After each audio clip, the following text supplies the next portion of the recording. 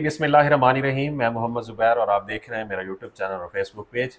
उम्मीद है तमाम दोस्त खैरियत से होंगे।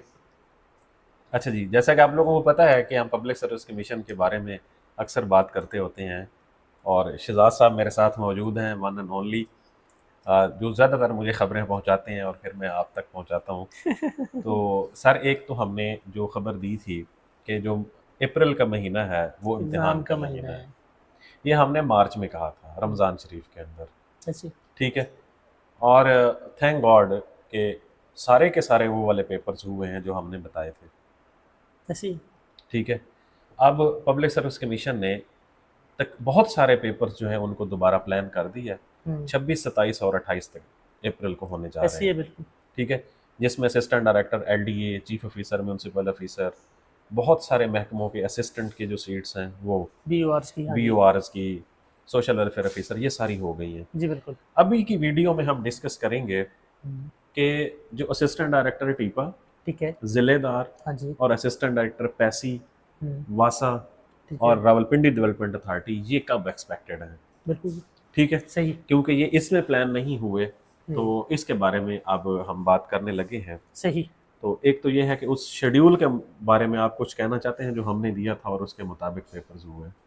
सर ऑलमोस्ट उस पे हमने 3-4 दफ़ा पहले बात कर ली थी हम्म। और अगर उसमें कोई आपकी तरफ से एडिशन है तो आप ज़रूर नहीं, उसको ऐड मैं करें। तो सिर्फ इसलिए कि आपको क्रेडिट दे रहा हूँ कि आपने जो मालूमात दी थी वो बिल्कुल ठीक थी। सर यूँ ना करें कि मन तेरा हाजी भगो, मन मेरा हाजी भगो, आप मुझे हाजी हाजी कहते रहो, मैं आपको हाजी कहता रहूँ।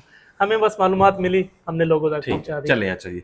अच्छा जी, अब बहुत सारे कल से दोस्त हमारे ये पूछ रहे हैं कि जी असिस्टेंट डायरेक्टर जो टीपा, असिस्टेंट डायरेक्टर पैसी हुँ, और ज़िलेदार के पेपर जो हैं वो कब एक्सपेक्टेड हैं? जी। तो अभी हम उसके ऊपर बात करने लगे हैं। अच्छा, एक तो सर जो ज़िलेदार का पेपर है, हाँ जी, बुनियादी तौर पर जो ज़िलेदार की सीट्स आई हैं ये ज़ोन वाइज़ आई थी। ऐसे ही है। एक तो उसका सेपरेट पेपर होगा हुँ, और उसका एक सारे ज़ोन्स का एक क्लब पेपर होगा। ठीक है। ठीक है।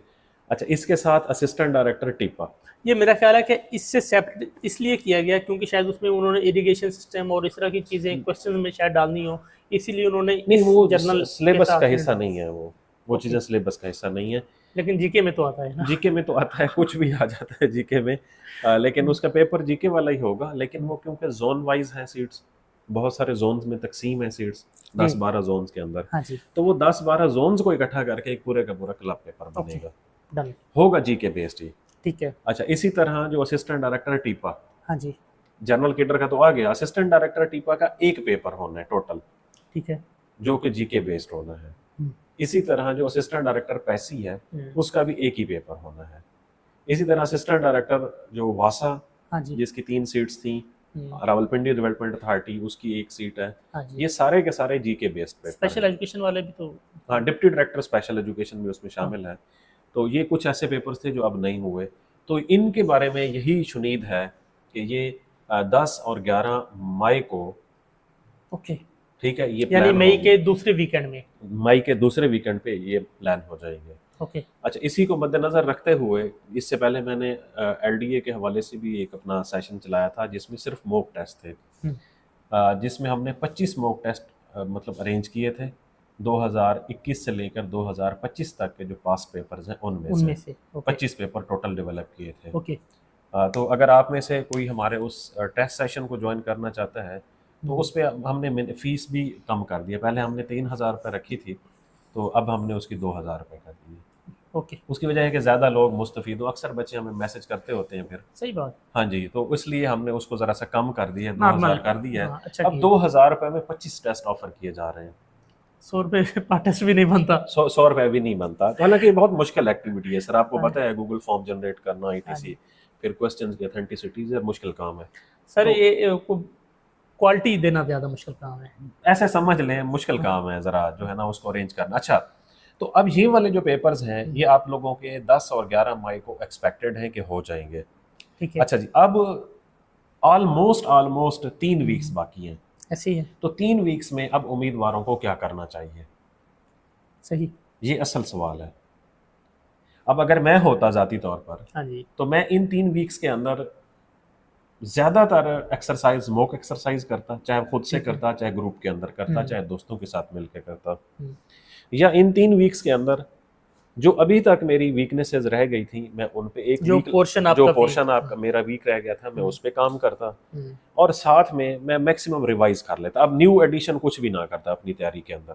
सर अक्सर पेपर्स का जब ये टाइम आता है तो हम यही उनको सजेस्ट करते हैं कि अब नए एडिशन का टाइम कम है, जी जो पुरानी चीज़ें आप कर चुके हैं उसी को आप हजम करें और अच्छी तरह से आप उसको ना रिमाइंडर में डालें अपने ना। देखिए सर, जो इम्तिहान है ना, हाँ ये जी। वो वाले इम्तिहान है, हम्म। असिस्टेंट डायरेक्टर टीपा, हाँ जी। असिस्टेंट डायरेक्टर पैसी, असिस्टेंट डायरेक्टर आरडीए या वासा या उसके साथ जिलेदार, ये प्योरली वन पेपर की बेस पर जॉब्स हैं और ऐसी- मेरे ख्याल में इतनी अच्छी जॉब शायद ये आखिरी दफा वन पेपर पे होंगी। जबरदस्त।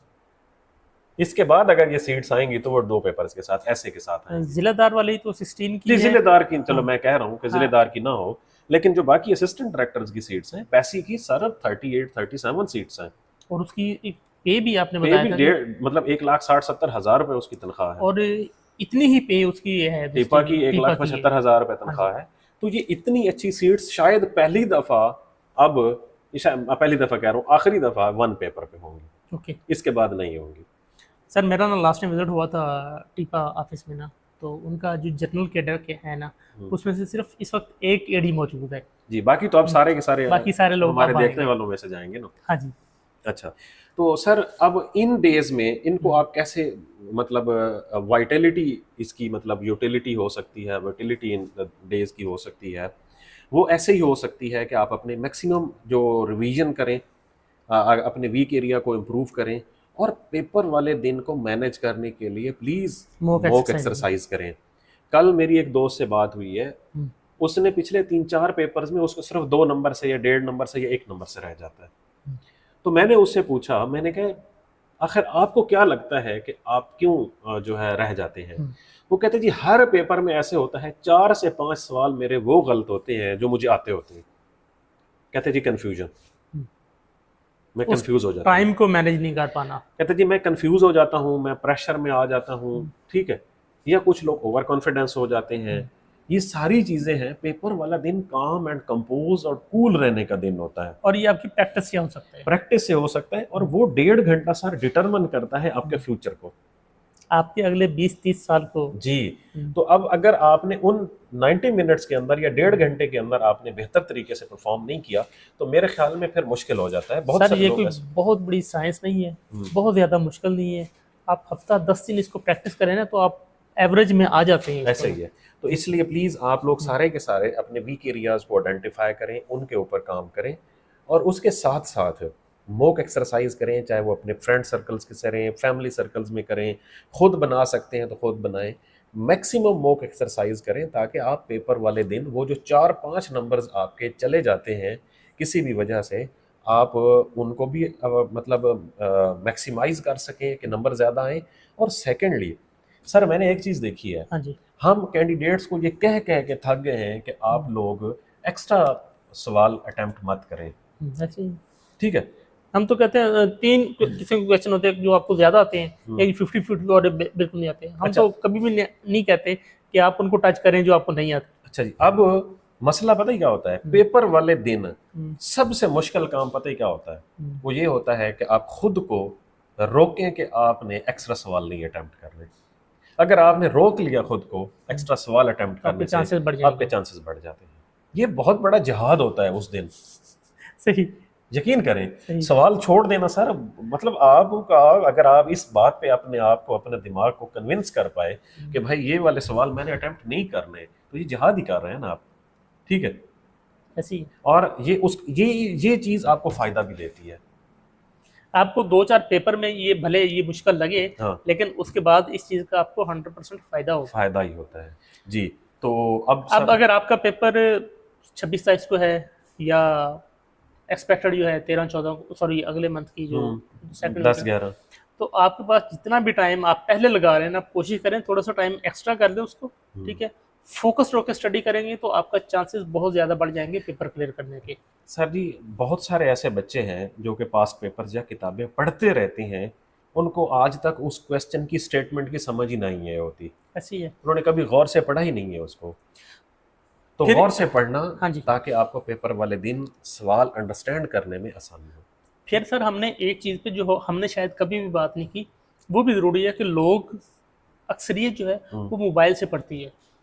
चलें इस पे फिर हम किसी दिन बात कर लेते हैं हाँ, कि जो स्क्रीन है वो ज़्यादा आपको देर आप नहीं इस्तेमाल कर सकते तो एक ना तो आपको करनी हाँ, चाहिए। एक तो आपको आँखों का इश्यू होता है, फिर उस विज़न का इश्यू होता है, फिर उसके साथ आपको जो मेमोरी है उसका भी। यकीनन वो ऐसा समझ लें कि वो शॉर्ट टर्म मेमोरी है, ये जो आप स्क्रीन से देख रहे हाँ होते जी, हैं। ऐसे ही। जी, तो किताब से जो देख रहे होते हैं वो उस पे हम लॉन्ग टर्म। कभी तफ़सीलन बात करेंगे रिसर्च समेत और उसके जो प्रोज एंड कॉन्स है। हाँ, उसके चलें ठीक है जी, और कुछ ऐड करना बस सर चाहते हैं? प्रोसेस। चलें जी, उम्मीद है आप लोगों को आज की वीडियो और स्पेशली वो पेपर्स जो 10 और 11 को हो रहे हैं उसके हवाले से हमने जो मालूमात दी हैं तो आप लोगों को यूज़फुल लगी होगी। अगर लगी है तो आप लोग खुद इस चैनल को सब्सक्राइब कर सकते हैं, अपने उन दोस्तों तक शेयर करें जिनको ये मालूमात की ज़रूरत है और अपनी तैयारी पे फोकस करें। बहुत शुक्रिया।